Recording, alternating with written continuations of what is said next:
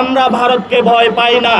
ভারত যতই বাংলাদেশকে চোখ রাঙানি দেখ না কেন, আমাদের ভারতের সামনে কোনো ভয় নাই, ভয় নাই।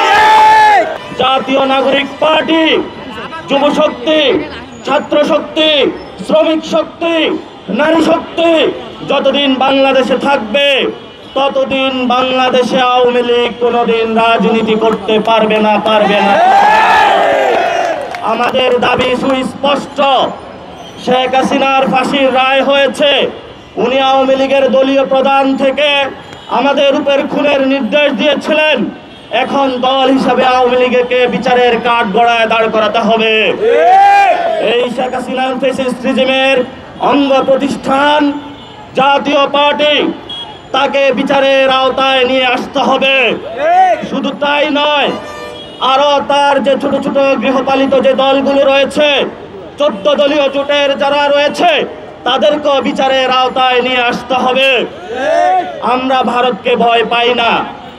ভারত যতই বাংলাদেশকে চোখ রাঙানি দেখ না কেন, আমাদের ভারতের সামনে কোনো ভয় নাই, ভয় নাই।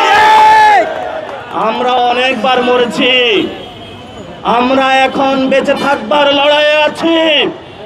ভারতীয় এস্টাবলিশমেন্ট অংশকে বলবো, আগামী নির্বাচন আসতেছে, যদি কোনো দল ভারতের সাথে মৈত্রী চুক্তিতে অবতীর্ণ হয়ে নতুনভাবে ক্ষমতায় যাওয়ার স্বপ্ন দেখে, তাদের পরিণতি একইভাবে আওয়ামী লীগ হাসিনার মতন হবে। আপনার আমার জীবনের অসংখ্য পরিবেশের মধ্যে জেল জুলুম চালিয়েছিল, আমরা আজকে তাদের বিচারের দাবিতে মাঠে নেমেছি। আগামী ইলেকশন হবে পলিটিক্যাল ইলেকশন। আগামী শাপলাকলির ইলেকশন হবে আওয়ামী লীগের বিরুদ্ধে। আগামীর শাপলাকলির ইলেকশন হবে 14 দলীয় জোটের বিরুদ্ধে। আগামীর শাপলাকলির ইলেকশন হবে ভারতের বিরুদ্ধে। বিভিন্ন বিশ্ববিদ্যালয়ে অনেক শিক্ষক প্রেস রিলিজ দিচ্ছে শেখ হাসিনার পক্ষে। আমরা দেখেছিলাম এই আরিফিন স্যার ছিল, আওয়ামী লীগের 900 শিক্ষককে সে নিয়োগ দিয়েছিল।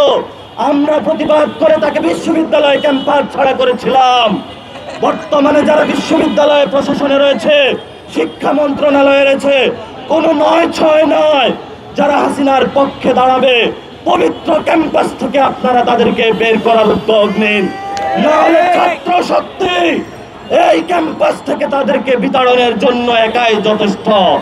আমরা ধৈর্য ধারণ করছি, আমরা বিচারের অপেক্ষায় ছিলাম।